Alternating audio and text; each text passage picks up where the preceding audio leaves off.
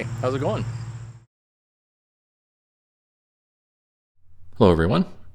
I recently had someone in my family looking to back up some medical equipment for their son in case of a power outage. They asked me about the device I have here on the bench today. I calculated their power needs and determined that they need something in an entirely different league, but after looking into this device, I decided to get one for review. The company's marketing really rubbed me the wrong way, and yet I still ended up giving them money because I thought people would benefit from an honest review. So here we go. First, what exactly are we looking at here? That might seem like too basic of a place to start, but I haven't talked about devices like this on my channel before, so some folks may not have any experience with them. This is what is often called a solar generator or a portable power station. It's basically a portable battery pack with various DC outputs and a built-in inverter for AC output. It's like the portable power banks for charging phones and such, but much bigger. They come in all sorts of sizes and capacities. Most of them can be charged via solar panels, and some of them come packaged with solar panels, which leads to them often being called solar generators. This particular model is called the Sidekick, and it's sold by a company called 4Patriots. The previous version of this device was a rebranded Go Labs, but this is a new and supposedly improved version. Despite the issues I have with their marketing, they are clearly doing something right because the Sidekick sells for $500, while more powerful units from well-known brands like Jackery, Anker, Bluetti, and EcoFlow, and even more, can be found for similar or even less money. And rather than $500, I found the Go Labs R300 on Amazon for just $155 on sale. To be fair, the Sidekick does come with a 40-watt solar panel. They claim the solar panel is included for free, which is obviously a marketing gimmick to make people think they're getting a deal. Even at regular prices, you could get the R300 and a 40-watt solar panel for around 40% less than the Sidekick. And with the sale I found, it was less than half. Still, the new version of the Sidekick no longer looks like the Go Labs, and they claim it's a new and improved machine. They certainly look different, and 4Patriots claim that this is a new, ruggedized design. The quotes aren't me being cheeky. They put quotes around that word on their own website, and possibly for good reason. While the Sidekick and the R300 weigh the same 8 pounds 8 ounces on my scale, the Sidekick is slightly bulkier, and the case is creaky and slightly flexible.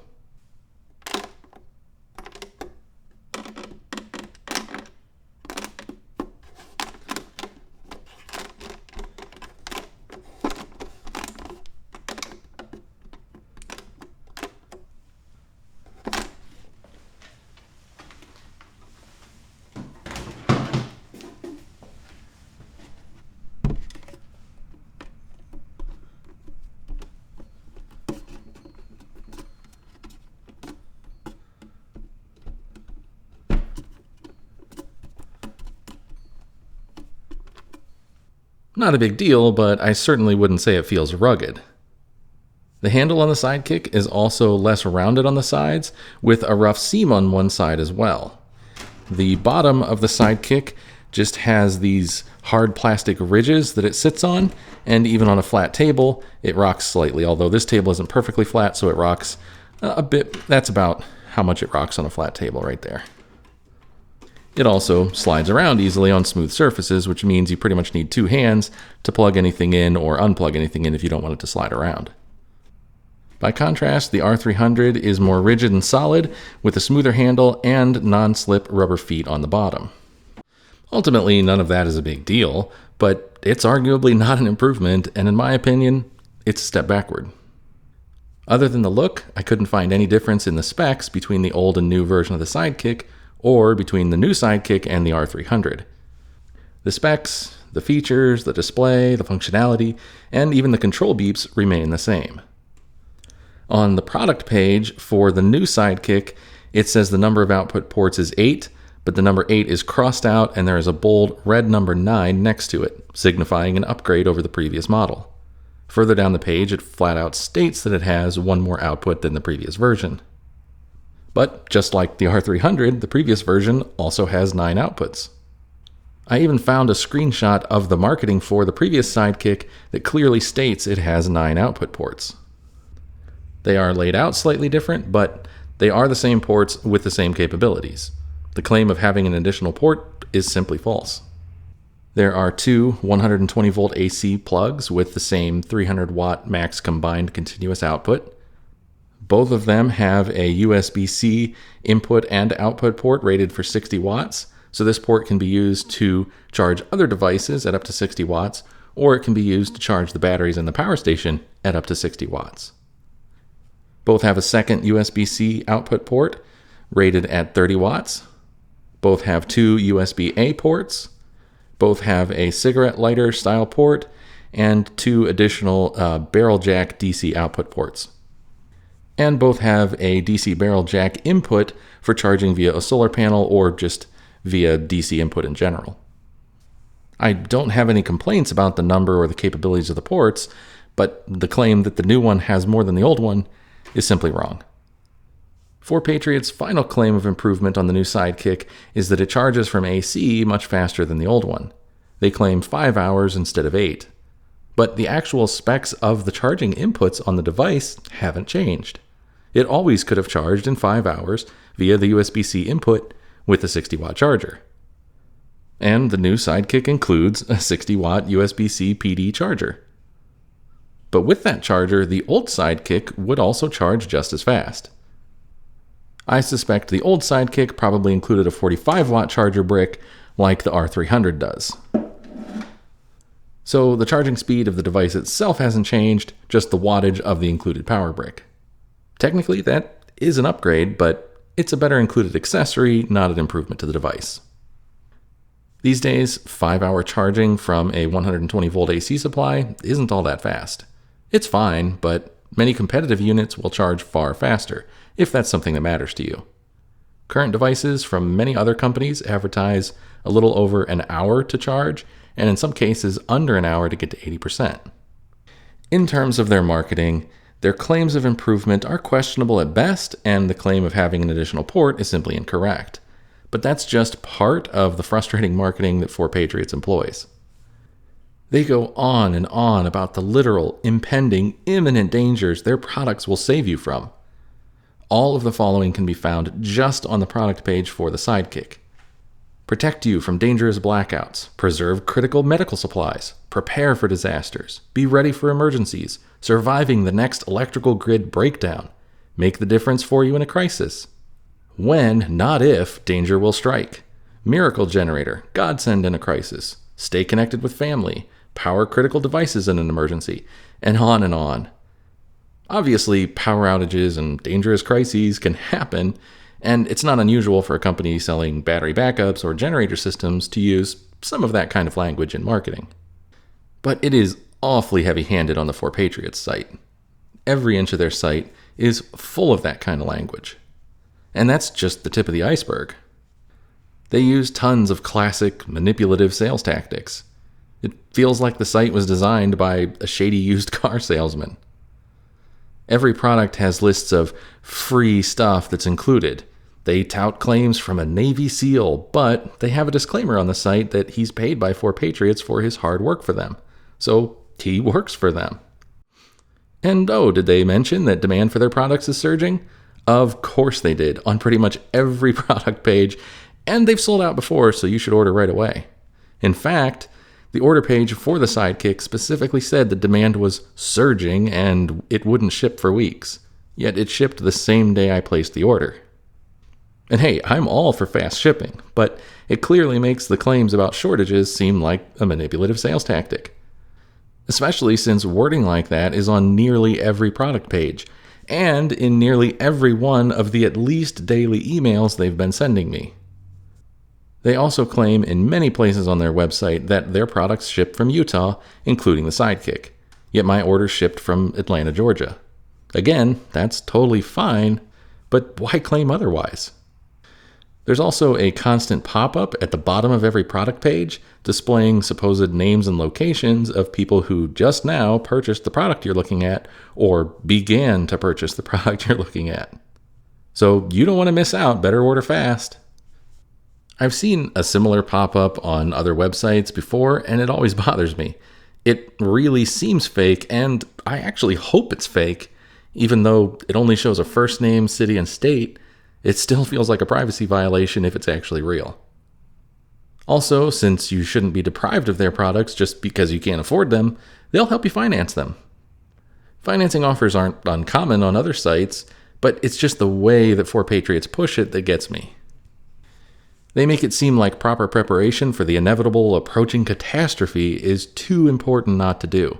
So don't let a little thing like not being able to afford their products stop you from buying them. Just go into debt. It's the right thing to do for your family. On the product page for one of their more expensive power stations, you have to dig to even find the full price because the page is just miles of that kind of manipulative marketing with every few paragraphs punctuated with a link to set up a payment plan. With constant reminders that it will sell out at any moment, so order fast. And since you're such a patriot who ordered something from them, here's an email with links to all the free stuff they're going to reward you with, including more guides on how to prepare for the imminent crisis that's surely just around the corner. So just click here to claim your bonuses, which only require a few more purchases in order to receive. And hey, they called over to the warehouse. This is literally something they told me in an email. They called over to the warehouse and had them set aside a special bundle and put my name on it and instructed them to hold it for me. See, there's this other product that's about to sell out, and I'm lucky that they decided to do this because this product has sold out before, and they reserved one for me since I'm a VIP to ensure that I get one, but only if I act right away. So don't miss this opportunity because not everyone will get one before they sell out. And once I order it, the warehouse will send along the bonuses that they set aside with my name on them for free. Yep, I'm sure they're just sitting there with my name on them. And if shoppers still aren't convinced, check out these glowing reviews, which are totally real reviews by real people. Real people who have been paid or given free stuff in exchange for their totally real review. However, be aware, their results are exceptional and may not represent your own results, and their faces and names have been changed, because privacy. So, that all feels totally legit. I know it seems like I'm harping on this stuff, and maybe I'm making too big of a deal out of it, but their marketing really rubs me the wrong way. They certainly aren't the only company to engage in this type of thing. It's just one of the most extreme examples I've seen in a while, and I couldn't help but talk about it. Getting back to the product itself, it's a relatively basic machine. The number and capabilities of the ports is fine for a device in this class, and it has a built-in light with SOS capability, which is common for small power stations like this. The spec for AC output is a maximum of 300 watts continuous and 360 watts peak for 30 seconds. 360 seems low for peak power, but it does say 30 seconds. Most inverters list far higher peak or surge capability than that, but most don't list a time. I suspect those higher peak numbers are for far less than 30 seconds. I imagine that if you charted out the output of any inverter in terms of amount of overload versus the amount of time it would sustain it, you'd probably get a curve. And, on this one, it's probably just a matter of picking a different spot on that curve for the spec, versus other ones that pick a higher spot, higher amperage, but lower time for their spec. But that's just a guess, and I will test to see if this will hold 360 watts for 30 seconds. The Sidekick lacks some advanced features you might expect for the money. The display has only 1 watt meter, so it doesn't separately show you input and output watts. The display also isn't very bright, making the display difficult to read outside, especially when there's any kind of glare or reflection. It doesn't offer any advanced features like pass-through AC with the UPS mode or anything like that, and it doesn't offer Bluetooth or Wi-Fi for wireless control or access to advanced settings. Not a big deal, but all of those features are available even on some cheaper options from other brands. Granted, I'm not a fan of requiring an app to access features, but on the Sidekick, it's not even an option. As for the included solar panel, I don't know if it's the most efficient, but I like it overall. Some small, cheap solar panels skimp on features, but this one seems pretty good. It has a little kickstand, so it will sort of prop itself up at an angle. It has a pouch on the back to hold the cords, and it has a USB-A and C output so that you can charge a small device directly from the panel. It has little snaps to hold it closed when folded, and it's not super stiff, so it won't try to fold back up on itself when you're trying to lay it flat, However, this flexibility also means that if you prop it up only with its little stand, it'll droop a lot on the other side. But I find that simply putting the Sidekick itself behind it helps you to keep it straight and propped up better. The cable is pretty short, but it's removable, so it shouldn't be difficult to find extensions or even just longer ones online if you need one. Assuming perfect conditions and no losses, the included solar panel should take roughly 7.5 hours to recharge the Sidekick if it was totally dead. Granted, it won't always be completely dead, but there will also always be losses. And that also assumes max output from the panel the entire time. In other words, unlikely to happen very often, if ever. This isn't a knock against the Sidekick, this is just the reality of charging any device like this with a solar panel. A 40-watt panel will only produce 40 watts with full sun at the perfect angle and with the panel itself at the optimum temperature. If the angle isn't perfect, if it's hazy out, if the panel is above or below certain temperatures, etc., you won't get full output. We have dreary fall weather around here, and in the 3 weeks since I got the Sidekick, there have only been a couple of days where I think I'd have been able to fully charge the Sidekick with the solar panel, even if I was outside maintaining a good angle the whole time. However, it can support up to 60 watts or maybe even a bit more on the solar charging input, so a 100-watt panel would charge it much faster, not only because it could charge at a higher max wattage, but also because even if a 100-watt panel is only running at 40% output, you'd still be charging just as fast as a 40-watt panel would in perfect conditions. Again, none of this is a knock against the Sidekick specifically, I just think it's good to be aware of the limitations. The AC inverter in the Sidekick is a pure sine wave inverter, so that's good. If you zoom in on the scope a bit, you can see some slight stepping if you zoom in far enough, and you can see a little bit of a squiggle where it crosses 0, but overall, it's very clean. Higher loads don't seem to affect the sine wave, which is good. However, certain electronic loads will cause it to get a bit squirrely in places. The R300 looks identical, no surprise there. What was a tiny bit surprising to me was that the frequency runs at like 59.8 to 59.85 hertz. And yet, after some load testing, it increases to like 59.95 hertz. Again, the R300 behaves pretty much the same. It's not unheard of for a cheap inverter to run a bit off on the frequency, but I would have expected a pure sine wave inverter to have a more precise frequency. I have this cheap APC battery backup here to show you what a modified sine wave sounds like versus a pure sine wave. Rather than a smooth sine wave up and down, the voltage steps up and down with pauses at 0 and pauses at the upper and lower peaks. This can cause devices to run less efficiently, and in specific cases could possibly cause damage, though I don't know how common that is. But I just wanted to give a quick visual of the difference and show what people are talking about when they talk about a pure sine wave versus a modified or stepped sine wave.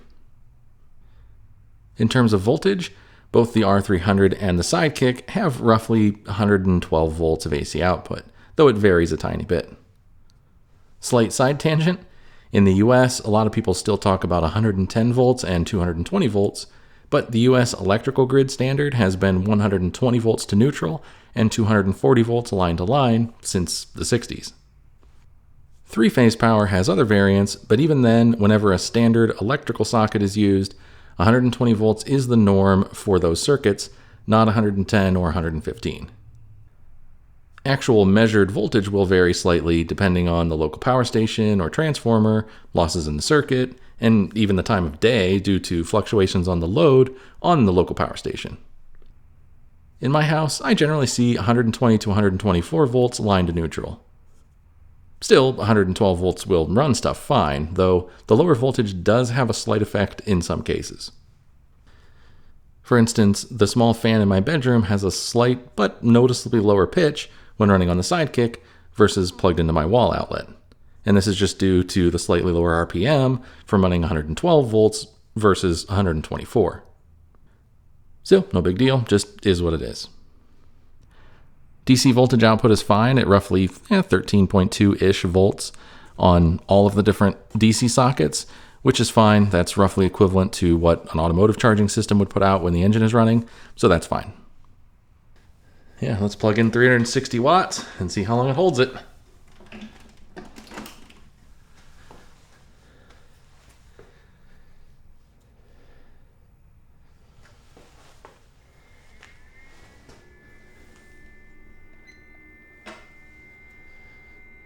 Why is it not 360?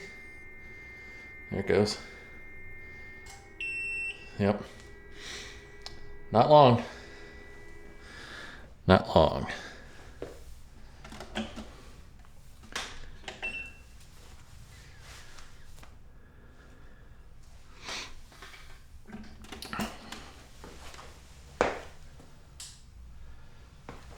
All right.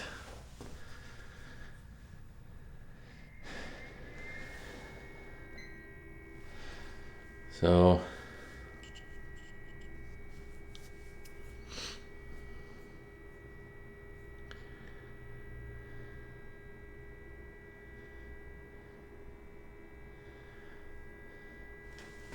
all right, let's turn on the next step, take it to 360, see how it holds.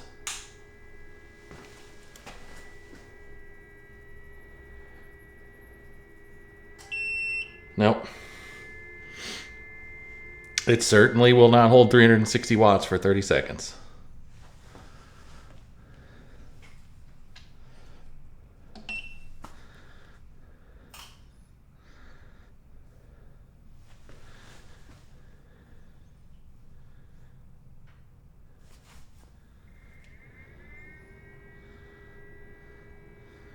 There's 300. Here comes the other 60. And it doesn't make it.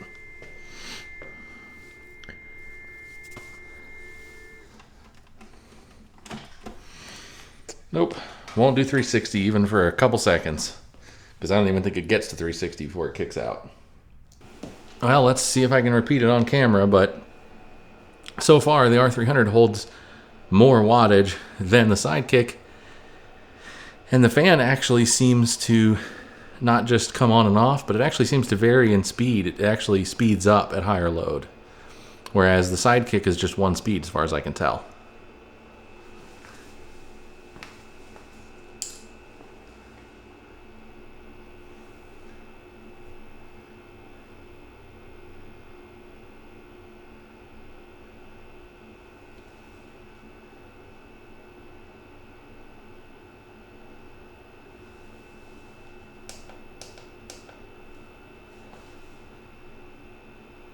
Bring it down a little. So, yeah, Sidekick was cutting out at that.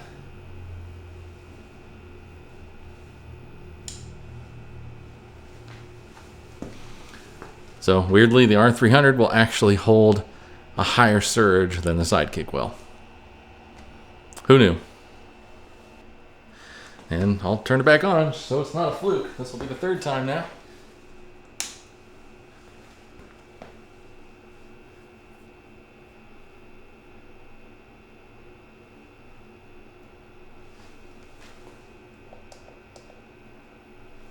And crank it more.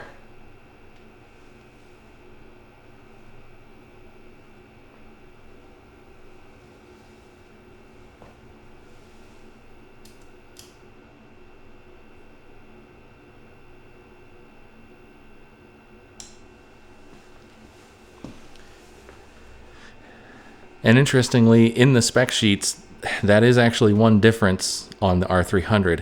Instead of 360 watts for 30 seconds, it says 500 watts, but it doesn't say for how long. So that's kind of interesting. I just kind of thought they were pulling the data point from a different spot on the chart, but it seems like pretty unequivocally the R300 will handle higher overload than the Sidekick. The fans on the Sidekick can be a little bit annoying. There are two fans, and under light load, one of them doesn't run at all, and the other one will cycle on and off.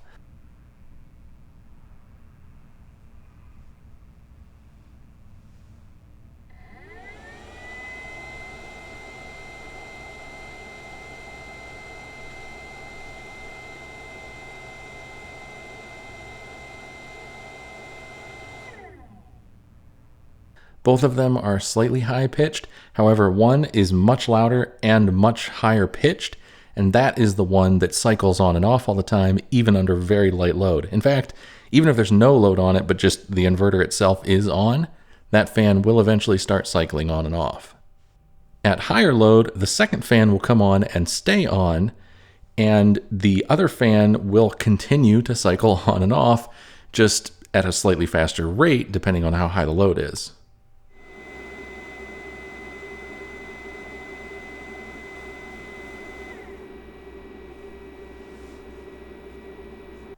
Depending on your use case, fan noise might not be that big of a deal, but given the high pitch, and possibly even more so the fact that it cycles on and off, it's very hard to tune out because it's just always changing.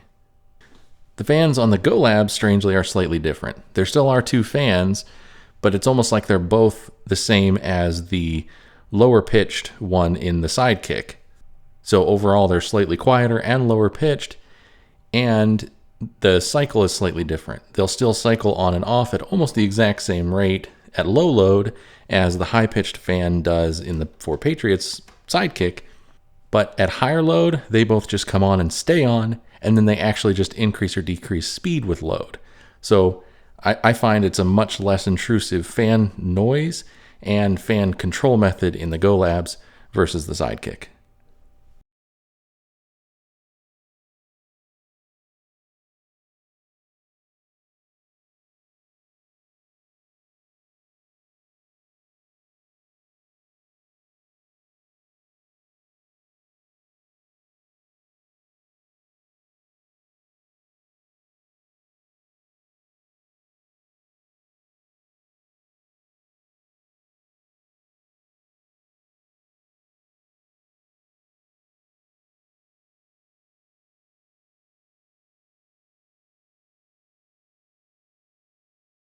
I've been running just under 150 watts of load out of each of these for a little over a half an hour now, and unsurprisingly, considering they're both rated at 299 watt hours, the battery percentage has been going down almost exactly the same on both of them in lockstep the whole time.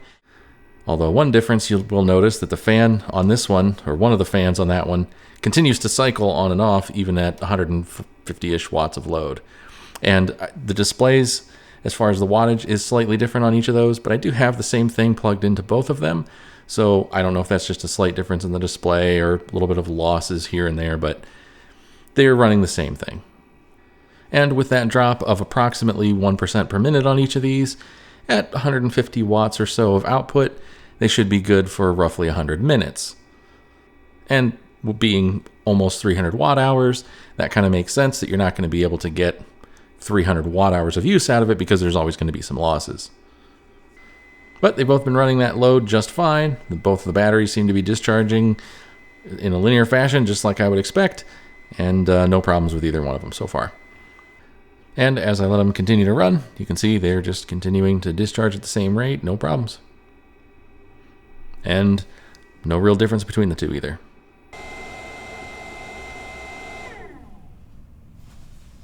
Now that I have them apart, there's actually some very interesting differences. There are some things that are the same, which I expected, but there are some things which are different, which I did not expect. The first similarity, kind of a gimme, they have the same batteries in them. One of the differences, obviously the way they're put together is very different. This one, the Go Labs, I just had to take out like a perimeter of screws and then the shell just slipped apart. This one, it did have some screws, all of which were covered under like little plates. And then even once I got all those screws out, there's just tons of plastic clips everywhere. And even once I got the side panels off, there's still additional clips inside. And actually this frame, this tray that everything sits on, is pretty much the same on both of them. But the way it clips into it on the Sidekick means that it's going to be a lot of extra work to pull it apart. And I just don't think I'm going to do that. I don't think I'm going to take it any further apart than it is. I can see enough just based on this to basically see everything I need to see. And one of the things I can see when I look in there with a flashlight is that it actually does use pretty much the same setup for the wiring, including these same types of connectors, which there are several of those in the Go Labs connecting different cables. And the layout of the boards and controls is roughly the same. This one has a green circuit board, that one has all red circuit boards. Other than that, it looks like they probably do have roughly all of the same circuitry in them. But the other big difference comes in terms of cooling and airflow. In the Sidekick, you can see inside here, there's an aluminum heatsink with fins on it, and that's what all of the high heat components are bolted to, and that's what's going to do all of your major cooling. Whereas on the Go Labs, you don't have a finned heatsink, you just have this thick piece of aluminum bent over into an L to create kind of a tunnel, and you have a push-pull fan set up on either side of that blow air through these components to cool them and across this aluminum to cool it. But what's interesting on the Go Labs, you'll notice the fans are in the same spot on each side, and they line up with this intake vents on each side. And then there's additional venting top and bottom to allow kind of some normal, convection currents to be able to flow through the body of the device. The Sidekick is very different. The side panels have this is not a vent, this is just a plate, and you just have little slots around the perimeter of that you can just kind of barely see there. But interestingly, on this panel on this side, you have one fan down here at the bottom. Now this fan is right up against this flat piece of plastic that doesn't have any venting in it. So any air, and this is a push fan, it's going to push air that way. Any air that pushes through this fan is just pushing straight against this block of plastic, and it has to just kind of get out from around the perimeter and then from through these little slots in this. And it's also lined up down here with the batteries, not up here with the heatsink. So once this is installed, this fan is actually going to be recessed into this compartment, and it's going to be pulling air just through this little cavity here, not from up here. Now, obviously, some air will get down there, but it's very, very suboptimal, non-optimized setup as far as being able to pull the air out from around this heatsink. And on this side, things get even more interesting because the battery compartment is completely closed up. So any air that fan is trying to pull from the battery compartment, it can't. There's no way for it to pull air from this side. It's all sealed up. So it really will just have to kind of pull air down from around and around corners and things. And very not efficient. But then also, this fan up here, it is in line with the heatsink, which is good. And this is the pull fan. It's going to be pulling air in from outside and pushing air in across the heatsink. But it's partly blocked by this plastic that cuts across here, but also the side panel that goes on. Again, it's just got the slots down around here, so that one really, it's not ideal for pulling air in either, just because of the way these vents are set up.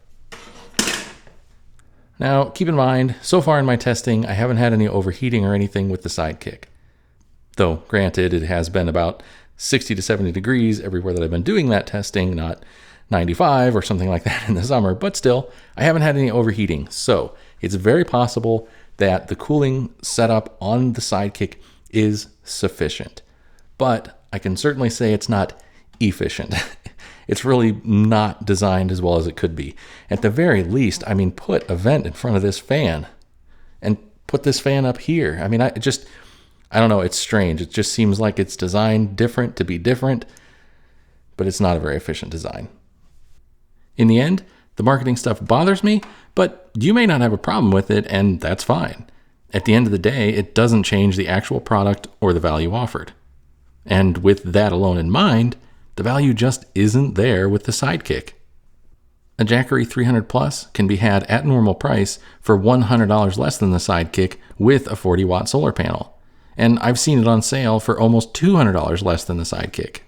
It has 300 watts of output, 2 100-watt USB-C ports, similar max charging speed via solar, far faster charging via supplied AC cord, as well as supporting wireless control via an app, having a pass-through charging mode with UPS mode, and it has a longer warranty.